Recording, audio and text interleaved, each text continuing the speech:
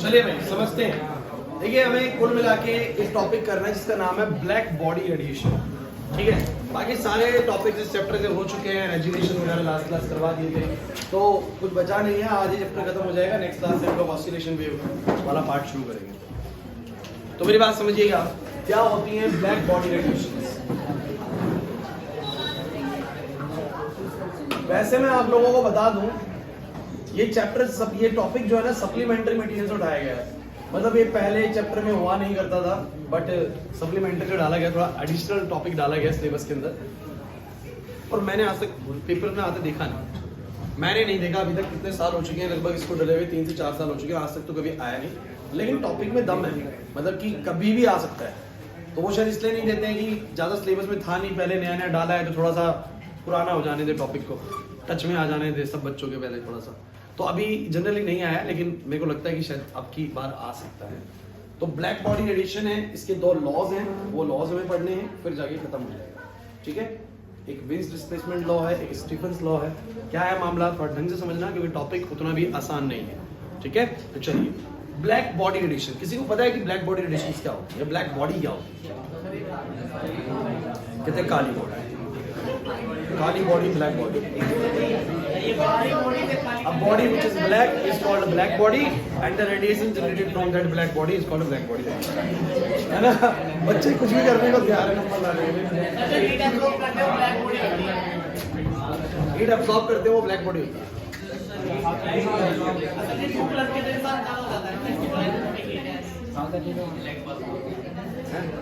देखिए मैं आपको बताता हूँ, जब भी किसी जैसे मान लो ये पानी है ना, और इसके ऊपर लाइट गिरी। एक्चुअली किसी भी लाइट के साथ ना 3 चीजें होती हैं। एक होता है कि कुछ लाइट जो है ना वो रिफ्लेक्ट हो जाती है, रिफ्लेक्ट होगी, रिफ्लेक्टेड लाइट। कुछ ऐसी होती है जो दूसरे मीडियम में ट्रांसमिट हो जाती है। पता है ट्रांसमिट वाली आप लोगों को पता है, मुड़ जाती है, पता है बात, ये होगी ट्रांसमिटेड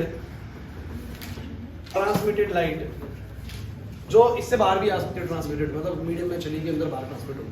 और अब क्या होता है, एक होती है एब्जॉर्ब्ड, ये पानी है मान लीजिए, मैं इसको बना देता हूं।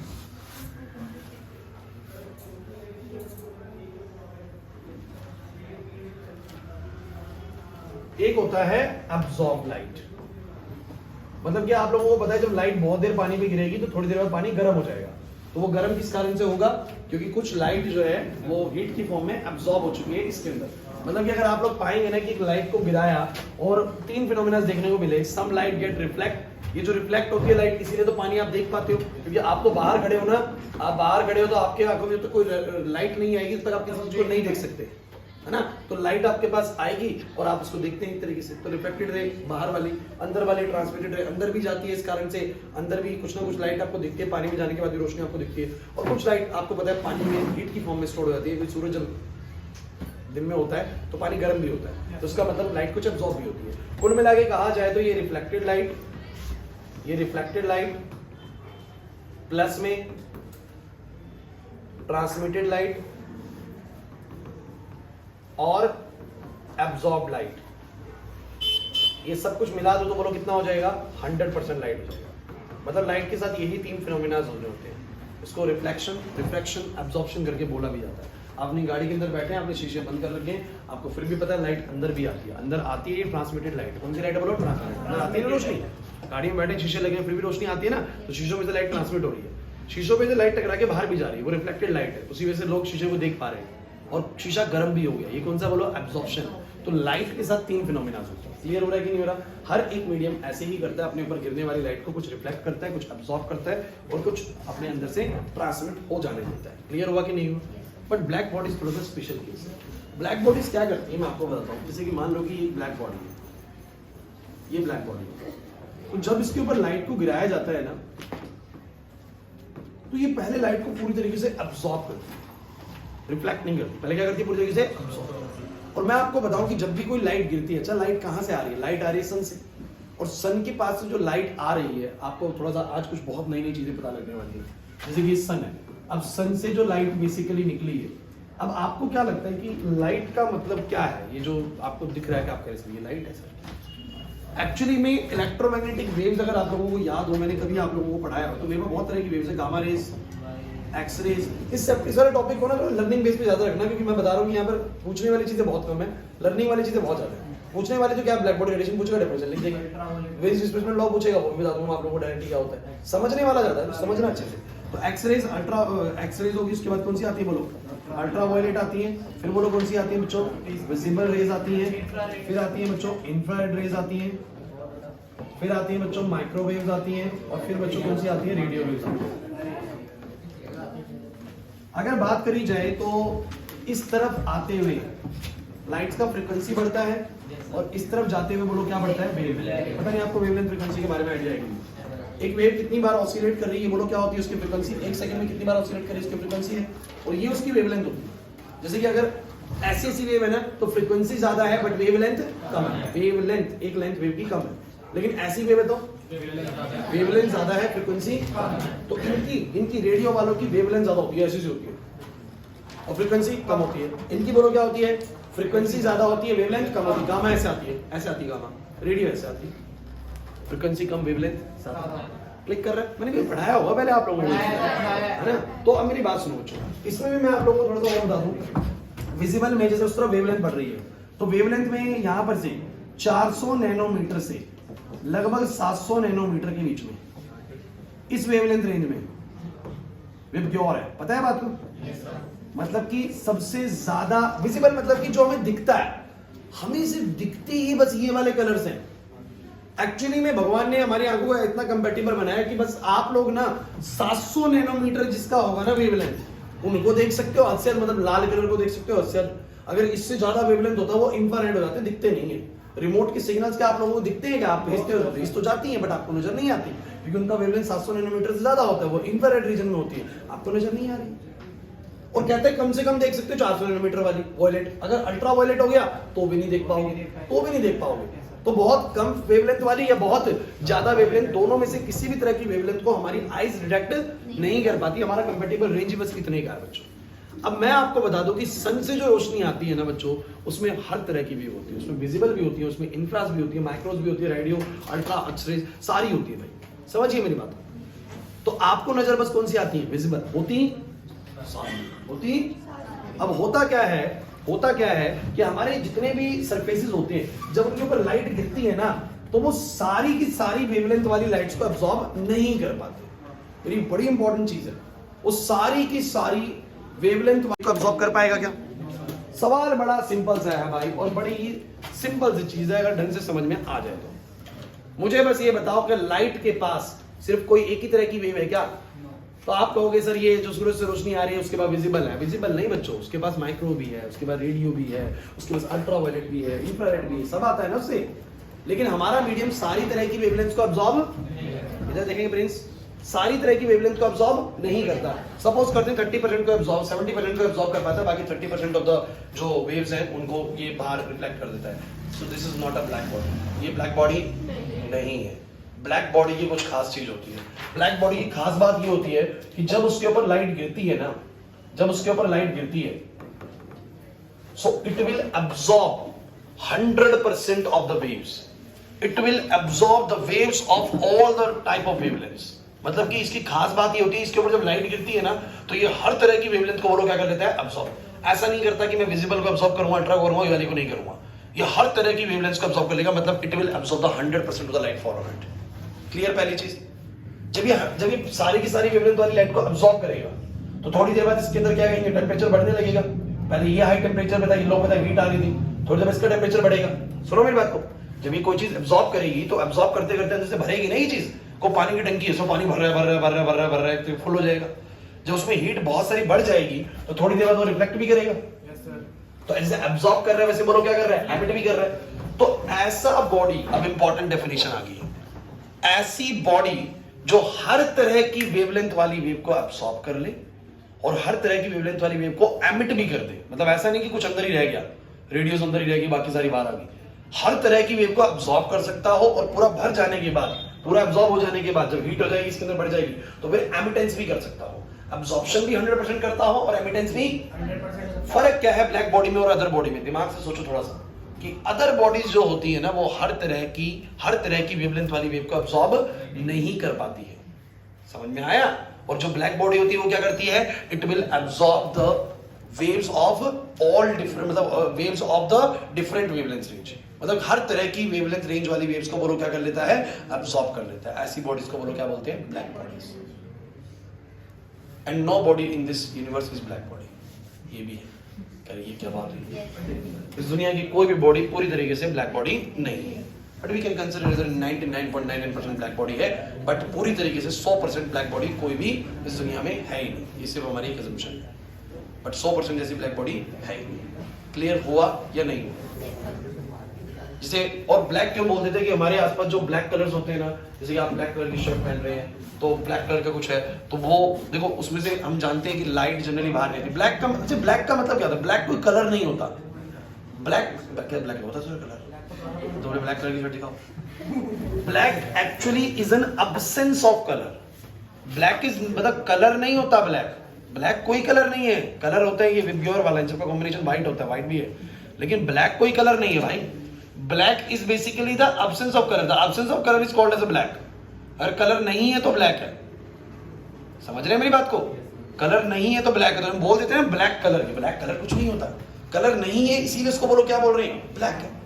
तो जब कोई चीज कुछ नहीं निकाल सकती मतलब एक तरीके से अपने अंदर से, तो उसको ब्लैक बॉडी बोल देते हैं। एक्चुअली ब्लैक बॉडी बोलने का टॉपिक का मतलब ये था कि ब्लैक बॉडीज जो होती है ना वो सबसे ज्यादा एब्जॉर्प्शन कर पाती है। आप लोगों को पता होगा अगर काली शर्ट पहन रखी तो ज्यादा एब्जॉर्ब होती है, गर्मी ज्यादा लगती है, होता है कि नहीं होता? तो वो ज्यादा एब्जॉर्ब करती है, इसलिए ब्लैक बॉडी वाला नाम रखती है। क्लियर हुआ कि नहीं हुआ? क्लियर हुआ कि नहीं हो? तो अब थोड़ा समझ में नहीं आया तुम लोगों को ब्लैक बॉडी क्या होता है ना। सो हम बोलेंगे 100% light absorb and 100% light is emittance. So black body की खास बात यही होती है। तो क्या बोलते हैं बोलो भाई? क्या हो रहा है तेरे को? A body which absorb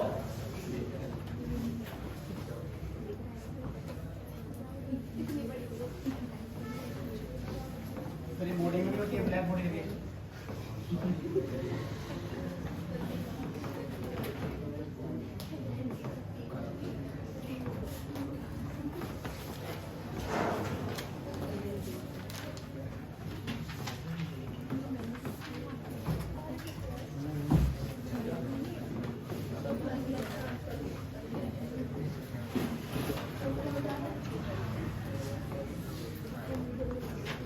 A body which absorbs waves of different wavelengths, all wavelengths, waves of all wavelengths, all wavelengths बोलना सही है कि waves of all wavelengths, waves of all wavelengths का मतलब क्या है लविश?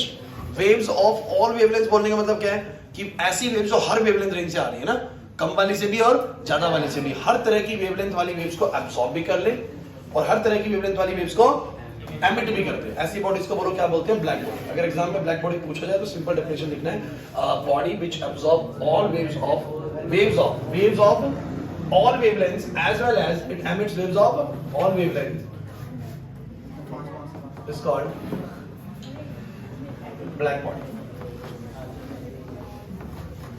एंड जो रेडिएशंस इसमें से एमिट हो रही है वो क्या होगी बोलो? ब्लैक बॉडी रेडिएशंस, है ना? And the radiations which are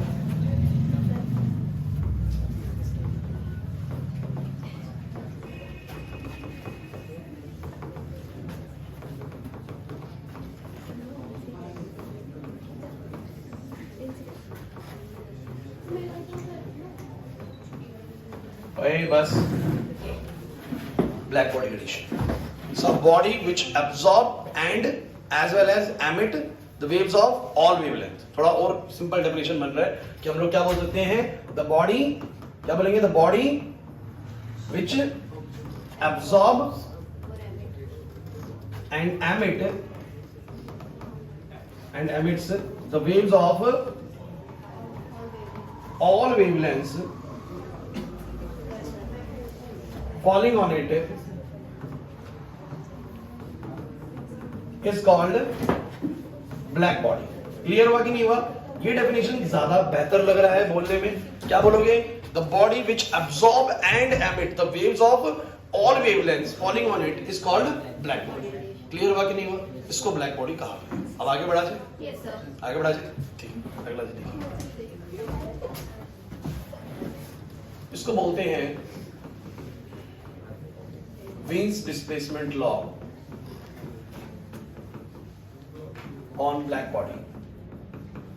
black body का वेन्स डिस्प्लेसमेंट लॉ, ये क्या चीज है? थोड़ा सा इंपॉर्टेंट है, ढंग से सुनना भाई। अभी क्या चीज है ये, आप लोगों को एक बड़ा ही इंपॉर्टेंट इक्वेशन में लिखता हूँ, लैम्डा एक्स बराबर T is equal to a constant है, कुछ ऐसा करके लिखा। ये क्या मैटर है समझाता हूँ। हम लोगों ने ना एक ग्राफ बना के देखा बच्चों, ये थोड़ा ढंग से समझ लेना, नहीं तो ये दिक्कत करेगा भाई। यहां पर मैंने वेवलेंथ एक्सिस ले रखा बच्चों, और यहां पर मैंने लिया हुआ है इंटेंसिटी एक्सिस। आई माने इंटेंसिटी। ढंग से सुनना भाई, ये लॉ समझना थोड़ा सा मुश्किल है, मतलब मैं मानता हूँ कि थोड़ा सा डिफिकल्टी यहाँ पर ही रेज होती है इसके सारे में, लेकिन अगर ध्यान से सुनोगे तो आ जाएगा समझ में। तो आप लोग मुझे एक बात बताओ, जब भी तुम किसी चीज को जला रहे हो तो आप लोगों ने एक चीज देखा है, जैसे कि अलग अलग टेम्परेचर पे फ्लेम का कलर अलग अलग हो जाता है, देखा आप लोगों ने? अगर मैं टेम्परेचर बढ़ाऊंगा तो फ्लेम अलग कलर की हो जाती है, टेम्परेचर घटाऊंगा तो फ्लेम अलग कलर की होती है। ऐसा क्या चीज है? ये वेन्स डिस्प्लेसमेंट लॉ ने बताया। कैसे बताया इसने कि जब भी किसी चीज से हीट आ रही होती है, जैसे ब्लैक बॉडी कंडीशन से हीट आ रही होती है ना, जैसे वो आपको पता है पहले एब्जॉर्ब करेगा, उसके बाद जब वो भर जाएगा पूरा का पूरा तो हीट का वो क्या करेगा, रिलीज करेगा। तो किसी भी बॉडी से जब हीट निकल रही होती है, चाहे वो किसी को जल रहा है तब उसमें से हीट निकल रही है, तो जब हीट निकल रही होती है तो अलग अलग टेम्परेचर पर अलग अलग कलर की हीट निकलती है। मैंने क्या बोला? At different temperatures, at different temperatures the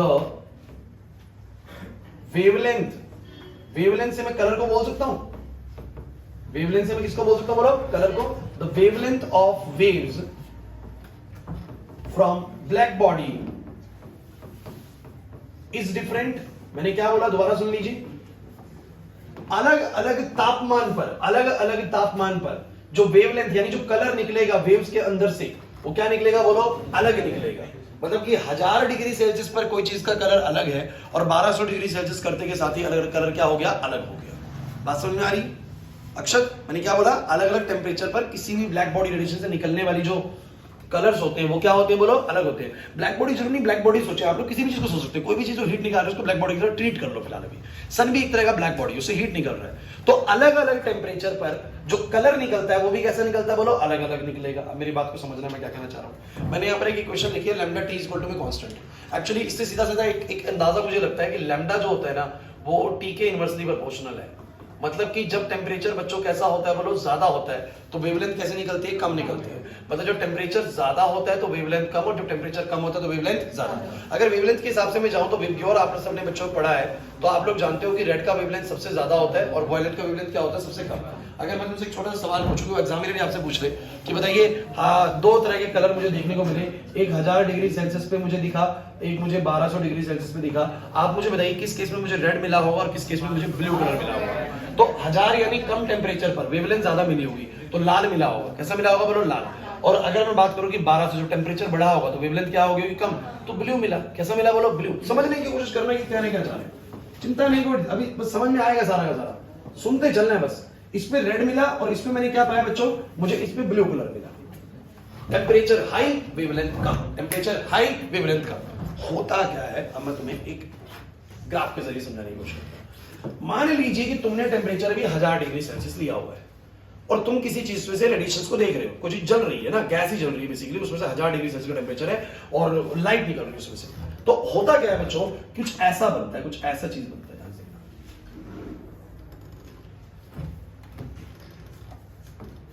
ये टेम्परेचर कितना है? बोलो बिल्कुल बात मत करना, अगर बात करोगे टॉपिक आएगा ही नहीं समझ। तो 1000 डिग्री सेल्सियस पर ये ग्राफ बना। अभी ग्राफ क्या है मैं आपको बताता हूं कि ये कहता है कि इस 1000 डिग्री सेल्सियस पर हर तरह की वेवलेंथ वाली जो लाइट है ना सब निकली। मतलब कि ये समझ लो कि अगर ये 400 नैनोमीटर से 700 नैनोमीटर की रेंज है, दिमांशु इधर ये 400 नैनोमीटर से 700 नैनोमीटर की रेंज है, तो हर कलर का, हर वेवलेंथ ऑफ कलर ने लाइट बनाई, लेकिन सबका इंटेंसिटी अलग था। सबका इंपॉर्टेंट लाइन जब मैंने 1000 डिग्री सेल्सियस पे किसी ब्लैक बॉडी रेडिएशन को ऑब्जर्व किया तो उसने हर तरह की वेवलेंथ वाली लाइट को रिलीज किया। उसने 400 नैनोमीटर वाली भी रिलीज करी, उसने 600 नैनोमीटर वाली भी रिलीज करी, 500 वाली, 600 वाली भी रिलीज करी, 700 वाली भी रिलीज करी, बट उसने कोई एक पर्टिकुलर वेवलेंथ वाली लाइट की इंटेंसिटी सबसे ज्यादा बनाई थी। मेरी बात को समझिए मैंने क्या बोला। यहां 400 वाली जो है 400 नैनोमीटर वाली जो है, समझना मेरी बात को, उसका इंटेंसिटी बड़ा कम था उसके अंदर, मतलब वो जल रही थी, उसमें 400 नैनोमीटर वाली वेव्स भी बन रही थी। शिवम जब किसी चीज को जला रहे थे तो कह रहा है उसमें 400 नैनोमीटर वाली वेव भी बन रही थी, लेकिन उस 400 नैनोमीटर वाले की जो इंटेंसिटी मतलब कि उसकी जो स्ट्रेंथ थी वो बड़ी कम थी। 700 नैनोमीटर वाले की भी स्ट्रेंथ बहुत कम थी, वो भी ज्यादा नहीं बन रही थी, लेकिन बीच में 550 नैनोमीटर वाले की इंटेंसिटी बहुत। तो आपको कलर कौन सा नजर आएगा? कलर कौन सा नजर आएगा? 550 नैनोमीटर वाला। कौन सा वाला बोलो? जिसका कलर सबसे ज्यादा इंटेंस है, जिसकी इंटेंसिटी सबसे, मतलब कि अगर कोई आपको ये कहे कि कोई फ्लेम मुझे लाल रंग की दिख रही है तो आप कहना कि वेवलेंथ तो सारी है इसके अंदर, लाल भी है, नीली भी है, ग्रीन भी है, येलो भी है, सब है, लेकिन लाल वाले की इंटेंसिटी फिलहाल सबसे ज्यादा है इस टेम्परेचर पर, इसलिए मुझे रंग लाल दिख रहा है। वीन्स डिस्प्लेसमेंट लॉ ये कहता है कि जब भी कोई चीज रेडिएशन निकाल रही होती है, जब भी कोई चीज जल रही होती है अंजलि, तो उसमें से हर तरह की, देखो रेंज बनाया नहीं है, हर तरह की वेवलेंथ रिलीज हो रही है, लेकिन बोलता है कि किसी एक तरह की वेवलेंथ वाली वेव का जो इंटेंसिटी है वो सबसे ज्यादा होता है, उसका पीक सबसे ज्यादा होता है, बाकियों का बोलो क्या होता है? कम होता है। तो मुझे इस पर्टिकुलर टेम्परेचर पर, मेरी बात को समझना रविश, नहीं आ रही बात समझ, इस पर्टिकुलर टेम्परेचर पर मुझे इतनी वेवलेंथ वाले का इंटेंसिटी सबसे ज्यादा मिला और मुझे दिख भी यही वाला रहा है। क्लियर हुआ या नहीं? 12th क्लास में जाके आप लोग ना एक ट्यूनिंग सर्किट के बारे में पढ़ेंगे कि आप लोग जो टीवी में चैनल्स बदलते हैं ना, और आप लोग जैसे ही कलर्स लगाते हैं तो आपको कलर्स वहां पर दिखता है। एक्चुअली में वो होता है कि टीवी उस समय ना कलर्स वाले चैनल के लिए सबसे ज्यादा करंट बना रहा होता है, बाकियों के लिए इतना कम करंट बनाता है कि वो स्क्रीन पे नजर नहीं आते हैं। जैसे तुम कुछ बटन दबाते हो तो सर्किट कुछ और करता है अंदर, और जिसकी वजह से वो करंट अगली बार स्टार प्लस के लिए ज्यादा बनाने लगता है, तो स्क्रीन पे स्टार प्लस दिखता है लेकिन करंट बाकियों के लिए बन रहा होता है, उनकी भी पावर होती है लेकिन उनकी पावर बड़ी कम होती है। समझिए, डोमिनेंसी उसी की दिखेगी जिसकी स्ट्रेंथ उस वक्त सबसे ज्यादा होगी। तो यहां पर मान के चलिए 1000 डिग्री सेल्सियस पर मेरे जो ब्लैक बॉडी से रेडिएशन निकल रही है, कार्तिक इधर, या जिस भी बॉडी से हीट निकल रही है, एक पर्टिकुलर टेम्परेचर पर एक पर्टिकुलर ऐसी वेवलेंथ होती है जिसके लिए सबसे ज्यादा इंटेंसिटी वाली वेव बन रही होती है। तो कलर मुझे उसी के अकॉर्डिंग नजर आएगा क्योंकि बाकियों की इंटेंसिटी बहुत कम होती है। देखिए ना, बाकियों की बहुत कम है, ये पीक थोड़ा शार्प बनता है ऐसे करके। अभी गेम थोड़ा बदलेगा, अभी सुनना जरा अगली बार क्या होगा। अगली बार मैंने बढ़ा दिया टेम्परेचर, क्या कर दिया मैंने? टेम्परेचर। अब जैसे ही मैंने टेम्परेचर बढ़ाया, वी फाउंड दैट कि अगली बार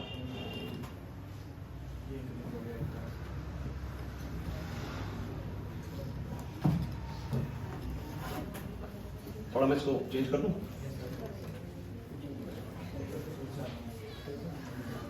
क्लास प्लीज, बात करिए बच्चों।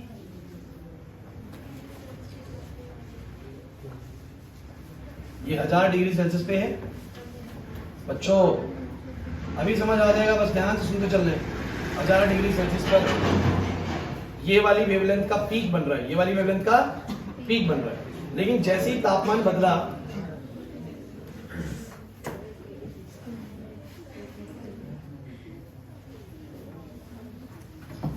अब जो है,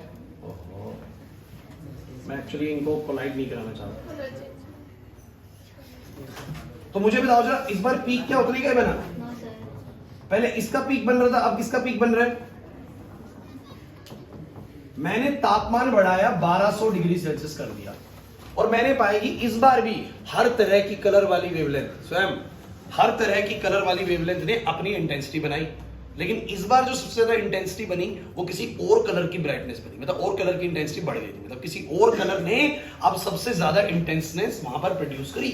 तो इस बार कलर ये वाला दिखेगा, लैम्डा 1 की तो इंटेंसिटी कम आ रही है, और लैम्डा 2 वाले कलर की इंटेंसिटी बोलो क्या आ रही है ज्यादा, तो इस बार कलर बदल जाएगा नहीं बदल जाएगा? समझे नहीं ना मेरी बात को? ताने को नहीं है मेरी बात समझ। जब मैंने तापमान बढ़ाया तो मैंने क्या ऑब्जर्व करा कि अब कम वेवलेंथ वाली जो लाइट थी ना, उसकी इंटेंसिटी सबसे ज्यादा ब्राइट बनी।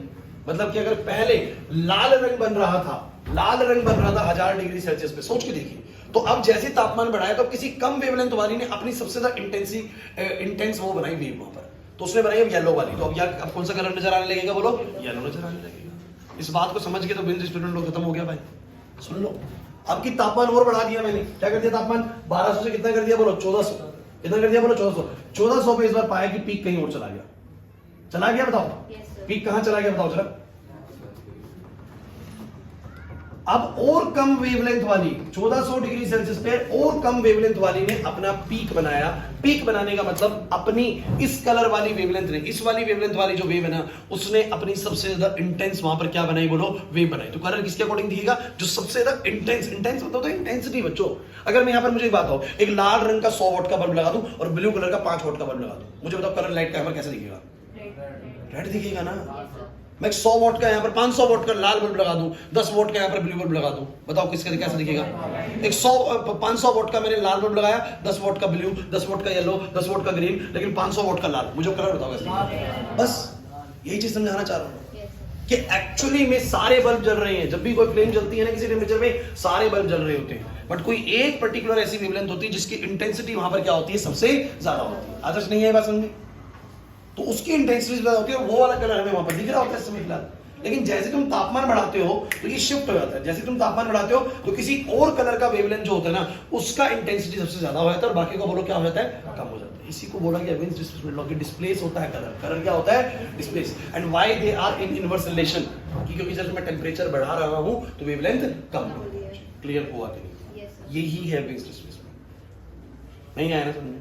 और तुमसे इससे बाहर कुछ नहीं पूछेगा। मैं तुम्हें बता रहा हूँ यही क्वेश्चन पूछेगा, टेंपरेचर बढ़ा रहे तो वेवलेंथ पे क्या असर पड़ रहा है, टेंपरेचर घटा रहे तो वेवलेंथ पे क्या असर पड़ रहा है, घटा रहे तो बढ़ जाएगा। क्लियर हुआ कि नहीं हुआ? मुश्किल है क्या? कुछ कोलाइड नहीं होगा, कोलाइड कैसे करेगा?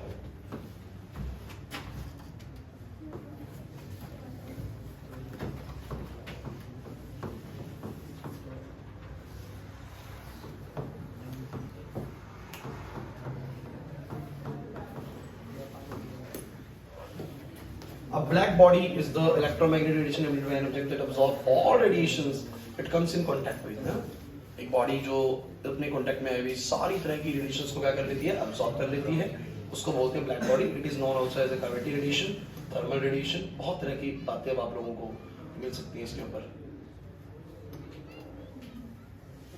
A black body is an idealization in physics that pictures a body that absorbs all electromagnetic radiations, from the gamma to the radio waves, all the electromagnetic radiation it will absorb, है ना?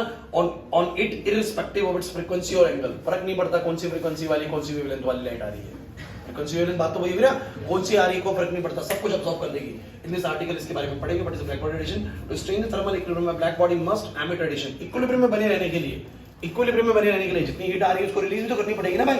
तो कहता है कि अब black body must emit radiation at the same rate as it absorb, so it must also be a good emitter of the radiation. Emitter भी अच्छा होना चाहिए, emitting the electromagnetic waves of as many frequencies as it can absorb. जितनी absorb कर रहे हैं उतनी ही वो क्या कर सकता है, एमिट भी कर सकता है। That is all the frequencies the radiations emitted by the black body is known as the black body radiations. ठीक है, इसके कुछ ही लॉज आप लोगों को बताने की कोशिश कर रहा है। जैसे विन्स डिस्प्लेसमेंट लॉ क्या बोलता है, a black body radiation curve for the different temperatures peaks at a wavelength is inversely proportional to the temperature. यही लॉ है, यही लॉ है। कह रहा है कि the black body radiation curve for different temperatures, अलग अलग टेंपरेचर पर जो ब्लैक बॉडी रेडिएशन का जो कर्व है पीक पकड़ता है at a wavelength is inversely proportional to the temperature. उस वेवलेंथ पे पीक पकड़ता है जो कि टेंपरेचर के बोलो क्या है, इनवर्सली प्रोपोर्शनल। टेंपरेचर ज्यादा है तो कम वेवलेंथ वाला पीक पकड़ेगा, टेंपरेचर कम है तो ज्यादा वेवलेंथ वाली वैल्यू का पीक पकड़ेगा। नहीं आया समझ में? इंपॉर्टेंट नहीं है। क्लियर हुआ कि नहीं हुआ? और लैम्डा और ईटी इनवर्स रिलेशन में आ जाते हैं। और जो कांस्टेंट में बोल रहा हूं बच्चों को, कांस्टेंट की वैल्यू ये 2.89 into 10 की पावर 3। समझ ही नहीं आया सर क्या हुआ? नहीं आया ना? तो इसको क्या काम करते हैं एक बार, अरे कुछ पल्ले पड़ा, मुश्किल लगा?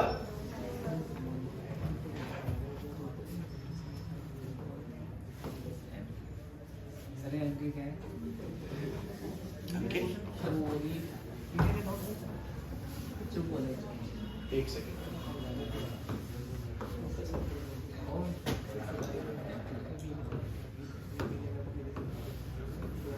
अब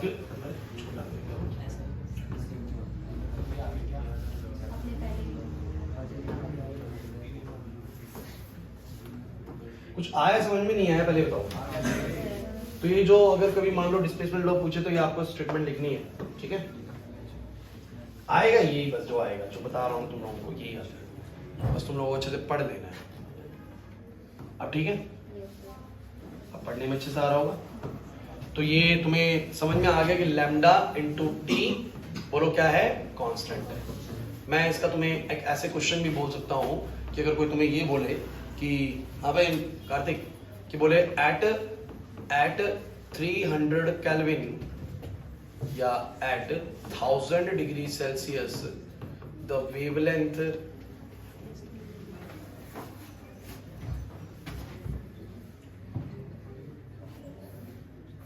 peak wavelength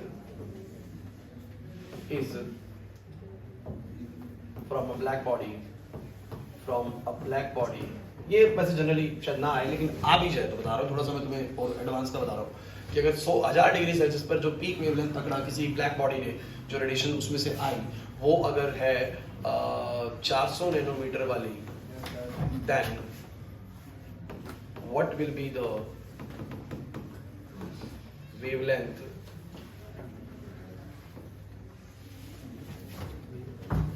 which has maximum intensity यानी peak wavelength at 1500 degree Celsius. Question क्या पूछ लिया उसने कि अगर 1000 पे 400 वाली है तो 1500 पे कितने वाली होगी?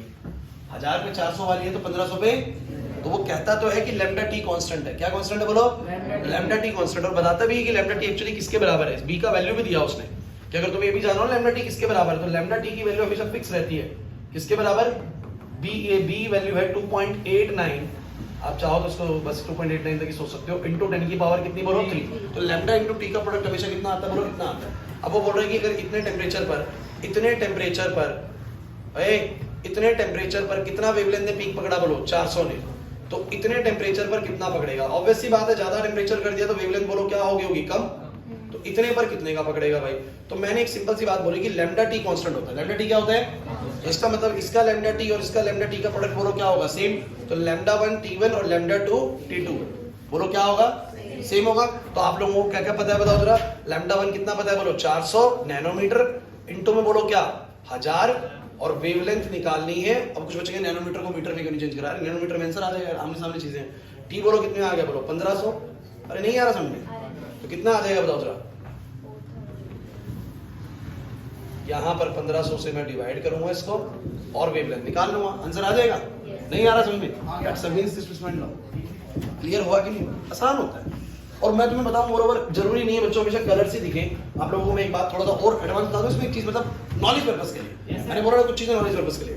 तो जैसे क्या होता है कि जब टेम्परेचर तुम बढ़ाते जाओगे बहुत सारा, तो टेम्परेचर बहुत हाई टेम्परेचर पर बहुत कम वेवलेंथ भी हो जाएगी। और बहुत कम वेवलेंथ का मतलब कि कौन सी वेव भी आ सकती है बोलो? अल्ट्रा वाली भी हो सकता है कि नहीं हो सकता? अरे समझे नहीं मेरी बात को? तुम तो समझ रहे हो कि बस इसी में चलता रहेगा। अरे यार टेम्परेचर बढ़ाओगे तो वेव्स और वेवलेंथ और कम होती जाएगी ना, किसी और पर्टिकुलर वेवलेंथ के लिए पीक बनेगा। और वो बहुत कम वेवलेंथ कौन सी भी हो सकती है बोलो? अल्ट्रा वाली भी। और कौन सी बोलो? एक्स रेज, गामा रेज भी हो सकता है कि नहीं हो सकता? तो बहुत हाई टेम्परेचर पर किसी चीज में से ऐसी रेडिएशंस भी निकल सकती हैं। और बहुत लो टेम्परेचर में ठंडी बॉडी में से, अब मतलब कोई अगर तुमसे पूछे कि बहुत ठंडी कोई बॉडी है तो उसमें से क्या निकल सकती है? ऐसी वेव्स निकल सकती है। ठंडी मतलब कि लो टेम्परेचर है तो हाई वेवलेंथ वाली वेव्स निकलेंगी। क्लियर हो रहा है कि नहीं हो रहा? और हाई टेम्परेचर है तो लो वेवलेंथ वाली वेव्स निकलेंगी। नहीं आ रहे हो तुमने? तो आप इसी रेंज में क्यों रहे? आप इससे बाहर भी जा सकते हैं। क्लियर हो रहा है कि नहीं हो रहा? मैं क्या कहना चाह रहा हूं, है ना? तो ये तो बस थोड़ा सा वैसे नॉलेज पर्पस के लिए कि आप आगे चल के एंट्रेंस में तैयारी करेंगे तो आप लोगों को जरूर ये मींस डिस्प्लेसमेंट लॉ सिखाया जाएगा। और बिल्कुल इसी तरीके से ग्राफ आप लोगों को बना के दिखाया भी जाएगा।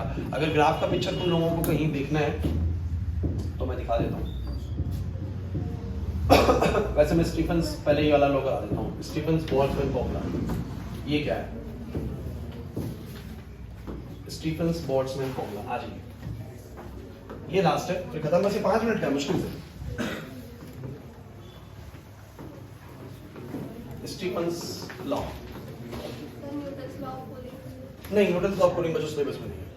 मैंने चेक करा है, नई बुक में है ये, नहीं होना चाहिए। क्योंकि देखो न्यूटन्स लॉ ऑफ कूलिंग तो कट गया था बहुत पहले ही। और मैंने फिर ना आप लोगों की रीसेंट सीबीएसई गाइडलाइंस भी देखी, तो रीसेंट सीबीएसई गाइडलाइंस के अंदर ये मिला मुझे, इसलिए मैं करवा रहा हूँ ये Wien's displacement law, Stefan's law. But Newton's law of cooling वहां नहीं लिखा हुआ। बुक में हो भले ही, लेकिन ये दिया नहीं। ये है बहुत छोटा सा और बड़ा आसान सा है, मतलब आप बिल्कुल भी इस चीज को मत समझो कि टॉपिक ही मुश्किल है बहुत आसान सा। मैं करवा दूंगा तुम लोगों को, चिंता मत करो। अगर ये मिलेगा मैं करवा दूंगा, बहुत ही नकली टॉपिक है। ये टॉपिक थोड़े से थे दमदार। ये अच्छा, ये ब्लैक बॉडी का देखो इसमें दिया हुआ है ग्राफ ऐसे, ये समझ में आ रहा है आप लोगों को? क्लियर हो रहा है? तो ये कुछ इस तरीके से दिया हुआ है। अब आप लोगों को कोई नहीं, जो बताया गया बस उसको समझना। अब स्टीफन्स लॉ क्या कहता है? कहता है कि कोई भी बॉडी है, ओए कोई भी बॉडी है, अब इसमें से रेडिएशंस निकल रही है। हाँ भाई, इसमें से क्या निकल रही है? बोलो, रेडिएशंस निकल रही है। ढंग से समझना, इसमें से रेडिएशंस निकल रही है, इसमें से रेडिएशंस निकल रही है, ध्यान देना, ऐसे करके रेडिएशंस निकल रही है। सन से भी रेडिएशंस निकल रही है।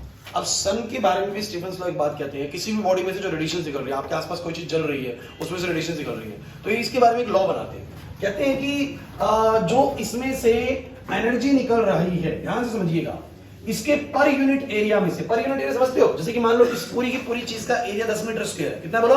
10 मीटर। इस किताब का एरिया 10 मीटर स्क्वायर है। ढंग से समझना, इस किताब का एरिया बोलो कितना है? 10 मीटर स्क्वायर। तो इसके 1 मीटर स्क्वायर एरिया में से 1 सेकंड में, 1 सेकंड में, 1 मीटर स्क्वायर एरिया में से 1 सेकंड में जो एनर्जी निकल रही है, जो एनर्जी एमिट हो रही है, जो एनर्जी एमिट हो रही है, वो डायरेक्टली प्रोपोर्शनल होती है T की पावर 4 के। अब आप कह रहे हो सर ये क्या बोल दिया भाई? दोबारा सुनो, दोबारा सुनो।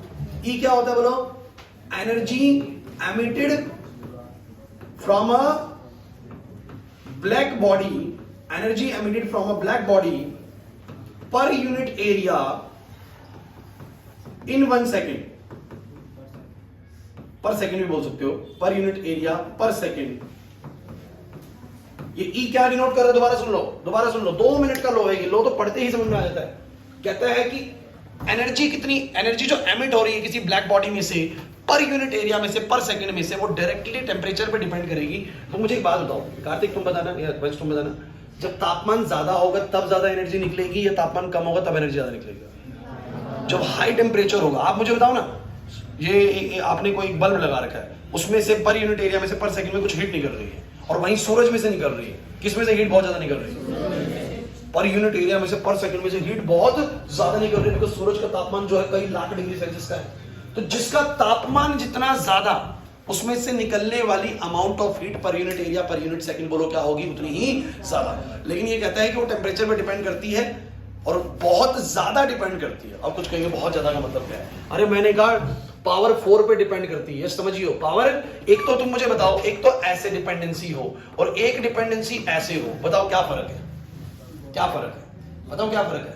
अगर तुमने तापमान को इस केस में दुगना करा तो जो एनर्जी एमिशन है वो भी कितना हो जाएगा? दुगना। मोक्ष समझना, अगर रिलेशन ऐसा होता और तुम तापमान को दुगना कर देते कि मेरी बॉडी 1000 डिग्री सेल्सियस है, अब मैं उसको गर्म करके कितना कर दूंगा? 2000 डिग्री सेल्सियस। तो जो एमिशन है, जो एनर्जी का एमिशन है पर यूनिट एरिया पर सेकंड, इस केस में कितना हुआ था? दुगना हुआ था। एनर्जी एमिट कितनी होती है बोलो? दुगनी। लेकिन इस केस में समझना, अगर तापमान को दुगना करूंगा ना तो 2 की पावर 4, एनर्जी एमिशन कितने गुना बढ़ेगा? 16 गुना बढ़ेगा। कितने गुना बढ़ेगा? यही स्टीफन्स लॉ कहता है। स्टीफन्स लॉ कहता है कि एनर्जी एमिशन टेम्परेचर पे डिपेंड करता है और टू द पावर 4 डिपेंड करता है। पावर 4 पे डिपेंड करता है। पावर 4 का मतलब होगा कि डिपेंडेंसी बहुत ज्यादा है। अगर किसी चीज का तापमान आप दुगना करते हैं ना तो एनर्जी एमिशन दुगना नहीं होता, एनर्जी एमिशन 16 गुना बढ़ जाता है। समझे नहीं ना मैंने क्या कहा? ये है पावर 4 का फॉर्मूला। अरे नहीं है, पावर 2 होती तो कितना बढ़ता? दुगना करता तो 4 गुना बढ़ता। पावर 3 पे बैठ जाओ, दीपांशु की क्लास केमिस्ट्री शुरू करेंगे। तो मुझे तुम ये बताओ, अक्षर नहीं आया समझ में ये वाला बात? अब तुम यहाँ पर कोई चीज गर्म कर रहे हो, पहले 1000 डिग्री सेल्सियस पे गर्म करो, कितने बोलो? 1000। तो उसमें से कुछ एनर्जी एमिट हो रही होगी, लेकिन बात बार बार बोल रहा हूँ, energy emission per unit area पर सेकंड। 1 यूनिट एरिया में से 1 सेकंड में जितना हीट निकल रहा है उसको मैं ई बोल रहा हूँ। क्या बोल रहा हूँ उसको मैं? ई। तो मुझे एनर्जी निकल रहा होगा 1000 डिग्री सेल्सियस पे, कुछ निकल रहा है। मुझे बताओ जैसे ही 2000 डिग्री सेल्सियस करूंगा वो एनर्जी दुगना हो जाएगा या 4 गुना हो जाएगा या 8 गुना या 16 गुना? 16 गुना। पावर 4 का मतलब यही है। तो दुगना करने पर 16 गुना, और दुगना करने पर और कितना गुना हो जाएगा? क्योंकि हर बार जब आप टेम्परेचर को दुगना करेंगे हीट का अमाउंट बहुत ज्यादा बढ़ेगा। इसीलिए सन से इतना हीट प्रोड्यूस होता है। आप ये मत सोचिए कि सन का तापमान अगर 1 लाख डिग्री सेल्सियस है और मैं 50,000 डिग्री सेल्सियस कर दूं तो उसकी आधी हीट में प्रोड्यूस कर पाऊंगा। नहीं नहीं नहीं, वो आपसे 16 गुना ज्यादा हीट फिर भी प्रोड्यूस कर देगा। समझे मेरी बात को मैं क्या कहना चाह रहा हूं? जब तापमान दुगना बढ़ता है ना तो एक हीट कितनी बढ़ती है? 16 गुना। और कहीं ना कहीं हमारे आसपास तो तापमान 1000 डिग्री सेल्सियस कर सकते हैं, मान लो 2000 कर सकते हैं। सन का तो कई लाख डिग्री सेल्सियस, तो वहां से सोचो कितनी हीट निकलती होगी। ये क्या है? स्टीफन्स लॉ है। नहीं आई मेरी बात समझ में? अरे सन भी एक तरह का ब्लैक बॉडी है बच्चों, बहुत सारी हीट रिलीज करता है अपने अंदर से, अब्सॉर्ब करता है, रिलीज करता है, अब्सॉर्ब करता है, रिलीज करता है। अब्सॉर्ब कहाँ से करता है? फिर सन को कौन देता है हीट? सर सन के अंदर रिएक्शंस चल रही हैं जहाँ पर हाइड्रोजन्स हीलियम्स रिएक्ट कर रहे हैं, उन रिएक्शंस की वजह से वहाँ पर हीट बनती है, तो वो खुद की हीट बना रहा है, अब्सॉर्ब करता है, रिलीज करता है, अब्सॉर्ब करता है, हर तरह के रेडिएशन को अब्सॉर्ब कर लेता है और बाद में क्या करता है बोलो? रिलीज करता है। That's a black body. Black body है। सन तो कहाँ ब्लैक होता है? सर कह रहे हैं सन ब्लैक बॉडी है। सन तो कोई ब्लैक नहीं है। ब्लैक बॉडी जैसे फीचर्स है उसके अंदर, इसलिए उसको बोलो क्या बोला? क्या ब्लैक बॉडी। कोई पूछे कि मुझे एक ब्लैक बॉडी का एग्जांपल दो, कहते हैं सन इज अ ब्लैक बॉडी। सन हर तरह के रेडिएशंस को रिएक्शंस के थ्रू अब्सॉर्ब कर लेता है और बाद में उसको बोलो क्या करता है? रिलीज करता है। 100% अब्सॉर्प्शन, 100% एमिटेंस। क्लियर हुआ कि नहीं हुआ? ये होती है ब्लैक बॉडीज। 100% अब्सॉर्ब करे, 100% एमिट करे। क्लियर हो रहा है कि नहीं हो रहा? समझ आ रहा है? ये चीज है बच्चों। स्टीफन्स लॉ समझ में आया क्या कहना चाह रहा हूँ? तो स्टीफन्स लॉ का अगर मैं डेफिनेशन समझूंगा ना बच्चों, तो आप लोगों को क्लियर हो गए यहाँ पर। मुश्किल लगा क्या? देखो भी इसको समझाने की कोशिश करिए कि we can easily reduce that wood fire approximately 1500 kelvin पे हॉट होती है, तब वो अपना पीक रेडिएशन 2000 नैनोमीटर का दे रही होती है। This mean the majority of the radiation from the wood fire is beyond the humans I visibility, क्योंकि लकड़ी की जब जल, सुनो जरा क्या बोल रहे हैं, जब लकड़ी 1500 केल्विन पे जल रही होती है, सुनिए नॉलेज पर्पस के लिए, तो 2000 नैनोमीटर से पीक बन रहा होता है। मतलब कौन सी वेवलेंथ का पीक बन रहा होता है? 2000 नैनोमीटर। और आप जानते हैं 2000 नैनोमीटर आपको नजर, तो उसमें आपको वो नजर भी नहीं आ रही होती, वो वेवलेंथ आपको नजर ही नहीं आ रही थी। बहुत सारी ऐसी रेडिएशन निकल रही होती है जो आपको नजर, क्योंकि उनका आपका रेंज से बाहर है भैया। तो बोलता तो है this means the majority of the radiations from the wood fire is beyond the humans I visibility. This is why a camp fire is an excellent source of warmth but a very poor source of light. क्योंकि ऐसी अगर wavelength निकलेगी तो heat तो बढ़िया होगी, लेकिन light नहीं होगी, विजिबिलिटी तो है नहीं ना उस चीज की। तो ये बड़ा बढ़िया इसने पॉइंट डाला हुआ है। विंस का इसने डेफिनेशन कहीं नहीं लिखा, सॉरी स्टीफन्स का कुछ लिखा, हाँ ये रहा। The Stefan's Boltzmann explained that the relationship between the total energy emission and the absolute temperature, कुछ नहीं लिखा, कुछ नहीं लिखा है?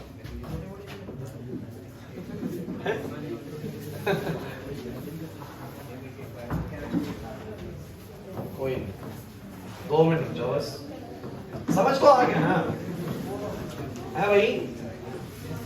नहीं आया समझ? ये पढ़ लो, ये रहा।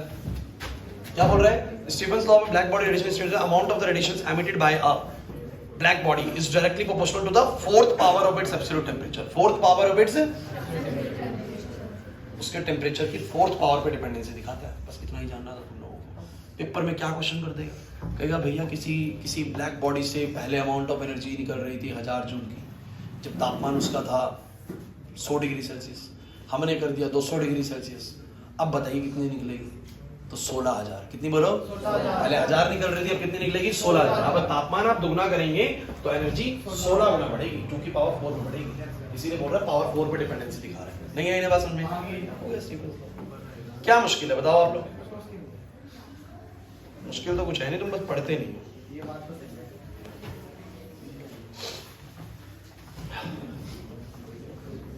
तो यहाँ पर मैंने इनके स्टेटमेंट्स भी डाल दिए बच्चों, तो आप लोग जो स्टेटमेंट्स पढ़ेंगे तो आ जाएगा समझ में। तो गाइस फटाफट से बस 2 मिनट लूंगा मैं, खत्म करता हूँ। मुझे बताइए कि क्या होती है ब्लैक बॉडीज?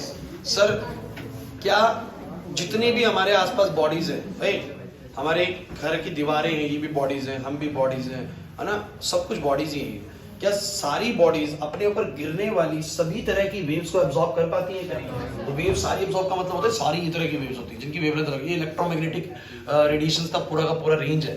तो इसके ऊपर किसी भी बॉडी के ऊपर गिरने वाली सारी वेव्स को कोई भी एब्जॉर्ब 70% को एब्जॉर्ब करेगा, कोई 30%, कोई 20%, कोई 40%, बाकी सबको बाहर भगा देगा।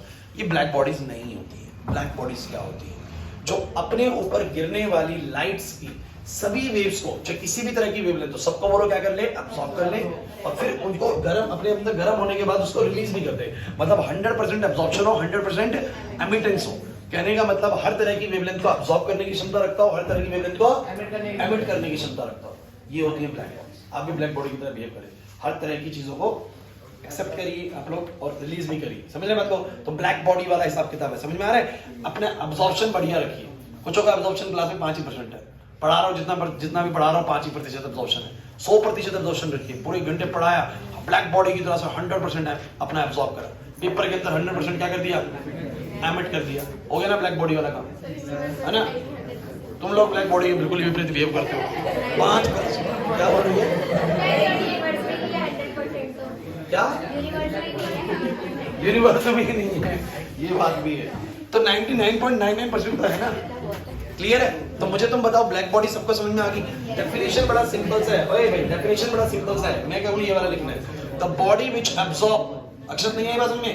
The body which absorb and emit, the body which absorb and emit the waves of all wavelength falling on it, हर तरह की वेवलेंथ को एब्जॉर्ब करे, हर तरह की वेवलेंथ को एमिट कर सके, the body is said to be a black body. Fine. उसके बाद मैंने आपको बताया कौन सा लॉ? Wien's displacement law. ये इंपॉर्टेंट है बच्चों, Wien's displacement law is very important. ये कैसा लॉ है सर? सर इस लॉ के अंदर ये बताया जाता है कि अलग अलग टेम्परेचर पर हमारी जो ब्लैक बॉडी से निकलने वाली जो कलर होती है वो क्या होती है? अलग। कलर क्या बोलूं मैं, वेवलेंथ ही बोल सकता हूँ ना यार। आप कलर क्यों समझ रहे कि हर बार दिखेगा ही? जरूरी थोड़ी कि आपको विजिबल रेंज में ही वेवलेंथ बन रहा हो, क्या पता वेवलेंथ से बाहर बन रहा हो, 400-700 के बाहर बन रहा हो। लेकिन एक बात है, हर टेम्परेचर पर तनिष्का, हर टेम्परेचर पर जो वेव्स बनती हैं, हर वेवलेंथ की वेव बनती है। हर वेवलेंथ की ज्यादा वाले की बनती है, कम वाले की, इंटरमीडिएट वाले की बनती है। लेकिन किसी एक पर्टिकुलर वेवलेंथ के लिए इंटेंसिटी सबसे ज्यादा बड़ी होती है। मैंने बोला ना कि 10 बल्ब जल रहे हैं, लेकिन उनमें से कोई एक बल्ब है जिसका इंटेंसिटी सबसे ज्यादा, तो मुझे कलर उसी के अकॉर्डिंग नजर आएगा। तो ये ग्राफ का मतलब आपको समझ में आ रहा है कि 1000 डिग्री सेल्सियस पर इस वेवलेंथ ने भी बनाया कलर, इसने भी बनाया, इसने भी बनाया, इसने भी, हर एक ने बनाया। लेकिन सबसे ज्यादा जो इंटेंसिफाई, जो उस इंटेंसिटी के साथ जो बनाया कलर, वो किसने बनाया? इस वाली वेवलेंथ। तो मुझे कलर कौन सा नजर आएगा? ये वाला। जैसे तापमान बढ़ाया, किसी और कलर, किसी और तरह की वेवलेंथ वाली वेव ने अपना मैक्सिमम इंटेंसिटी बनाई वहां पर, तो मुझे कलर उसके अकॉर्डिंग नजर आ रहा है। और तापमान बढ़ाऊंगा तो और नजर आ रहा है। क्लियर हो रहा है कि नहीं हो रहा? इसका मतलब तापमान बढ़ता है और वेवलेंथ जिसका पीक बनने वाला है वो क्या होता है? घटता है। क्लियर हुआ कि नहीं? समझ में आ गई मेरी बात?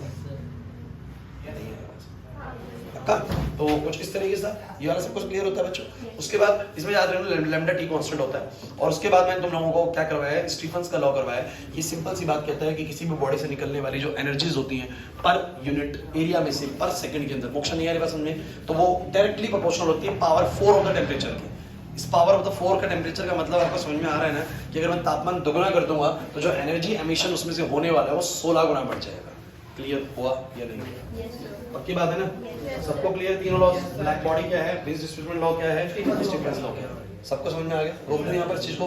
मेरी तरफ से thermal properties of matter finish होता है। नेक्स्ट क्लास में थर्मोडायनेमिक्स नहीं शुरू कराऊंगा बच्चों।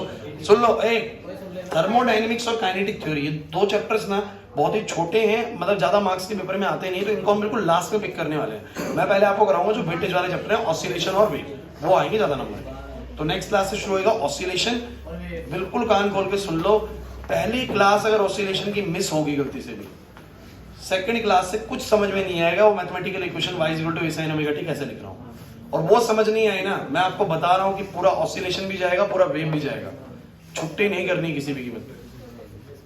आज वाली क्लास समझ में आ गई सारी की सारी?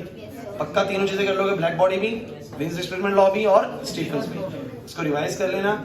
अभी आप लोगों की 12:12 हो रही है, 12:20 पे केमिस्ट्री की क्लास शुरू होगी, तब तक का आपका ब्रेक है।